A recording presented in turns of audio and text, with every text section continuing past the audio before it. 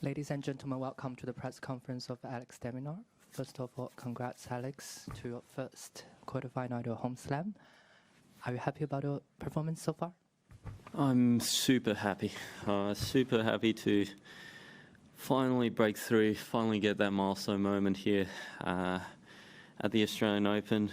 It felt like the slam that kept on slipping away, where I felt like I had a little bit of a barrier at the fourth round, so it feels very good to finally break through another milestone in my career. Great. Questions, please, Mark. Congratulations. Can I get you to reflect on your rise, the round of 32 guy to the fourth round, as you touched on there, that barrier, and now 4 quarterfinals in a row, just that rise and the change and that journey?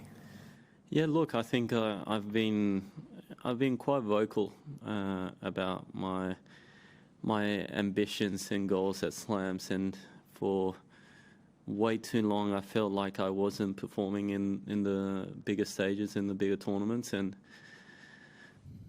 ultimately I knew that if I wanted to be a better player and if I wanted to be a top 10 player, these were the tournaments where I had to start performing a whole lot better. And I've worked really hard on myself to give myself these opportunities and chances, and it hasn't been overnight. It's been a long process, but I'm glad that I'm showing this consistency, and it's a good feeling to have 4 back-to-back quarterfinals at slams.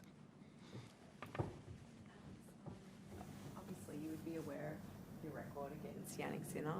Do you feel like the way that you're playing, that maybe you're closing the gap and this is going to be your best chance?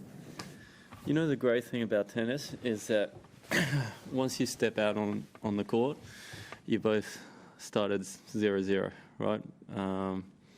It's a whole new day, a whole new match, and anything can happen. Sport is unpredictable, and that's exactly the mindset I'm going to have going into that match. I'm looking forward to it. It's the matches I want to be playing, and ultimately, if there's anything, it's going to be my first match this whole tournament where I'm the underdog and don't have all the pressure and expectation of having to win. So it's quite exciting, and I'm looking forward to that. Times the long process, but last year when you were injured, you physically had to kind of rebuild yourself, and I know you've spoken about it a little bit. Can you sort of just talk through that process? What were the peaks and the troughs and the different things that you went through, and it was it like a brutal physical rebuild, or was it just smaller things that you worked on to sort of get yourself ready? I would say it was brutal, both physically and mentally. I mean, again, in a way, at some point, I would love to, open up fully about everything that I went through in that period, because it was a lot. But ultimately, the people in my team, in my surroundings, they know how tough it was. But to give you a little bit of an insight, it was just brutal from not knowing what my injury was, what my problem was, to not knowing the timeline, to coming back to competing with so much pain and inhibiting my movement for so long, to mentally having to push myself every time I stepped out on court, knowing that my biggest asset, which is my movement, is not there. So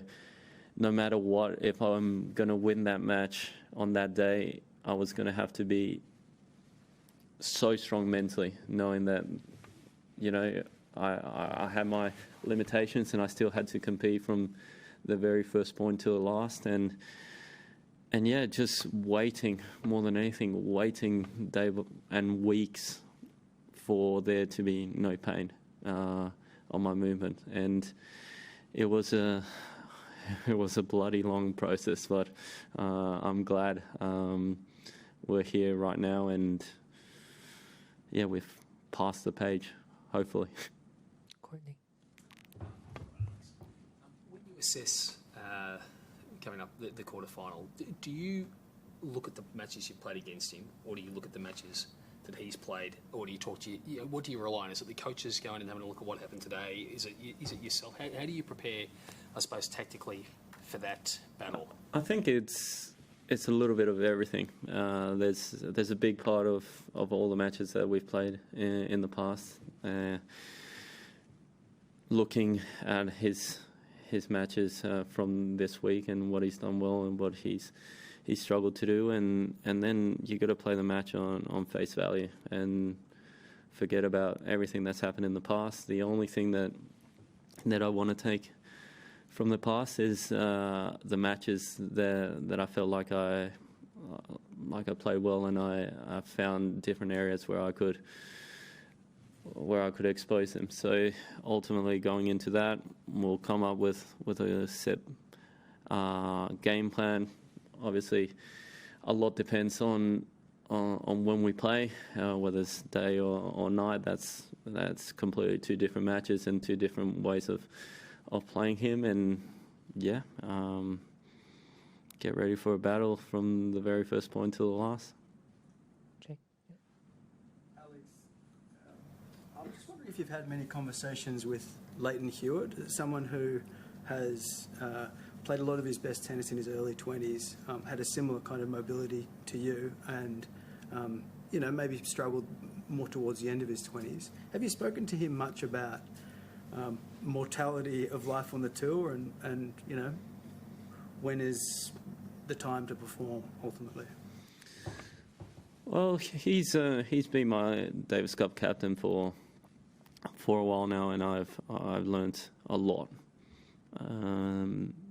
Through him, I've picked his brain many times, and ultimately one of my biggest goals the last couple of years was to perform at the slams. And more than anything, his advice has always been that the first week of a slam is there to find a way and get through. Doesn't matter how you do it, whether it's pretty or ugly, or you just got to find a way to get yourself to the second week. Because in the second week of a slam, anything can happen. You start playing with confidence. You've played 4 matches already, feeling the conditions, the balls, the atmosphere, and then you're not that far off from the big title. So that's the kind of mindset I've had the last couple slams. Get through the first week, and then we'll see what happens. We'll do 2 more. Mark? There's been obviously a lot of commentary around a bigger serve and how much work you've put into that. And I think you had a 215 tonight.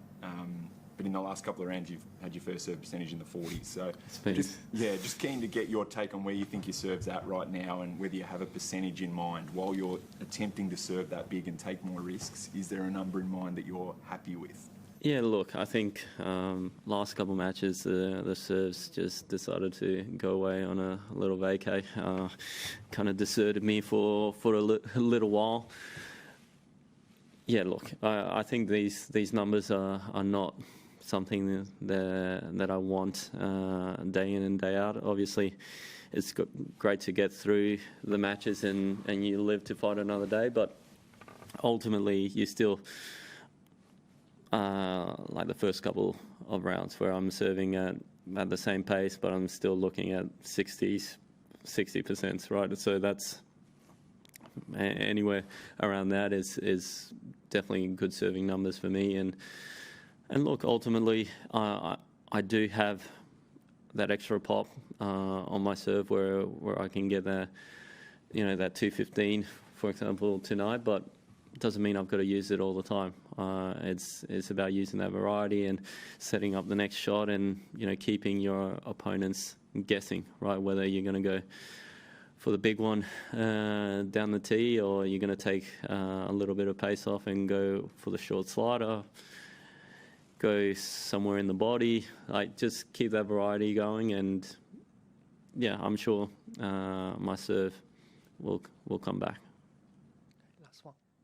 My question was actually about his serve, so I don't know if anyone else wants to ask another. Last one then. Okay. Alex, you were asked about Jannik already, but you obviously broke a long drought against Tsitsipas. Can you talk us through how that mindset going into the Tsitsipas, knowing your head-to-head record there, breaking through there, whether that's something you can potentially draw upon coming up against Jannik?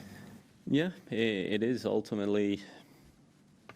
Look, Jannik is a hell of a player, right? And I think Taylor said it quite well when he got asked upon whether it's a bad matchup for him.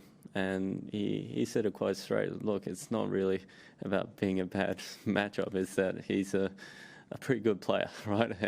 So he's a bad matchup for a lot of players out there on tour. So looking on that, I just got to go and look at the things that I've done well against him. I've hit with him this week, so just look at that. I look back at the match I played in Rotterdam, and for me that one was probably, out of the last matches we've played, the only one that I can really take a lot out of, because I was physically at 100%, and I think that was quite a good battle with opportunities here and there. So I'll take a lot from that. And hey, we've never played at quarterfinals of a slam, so that's a new one.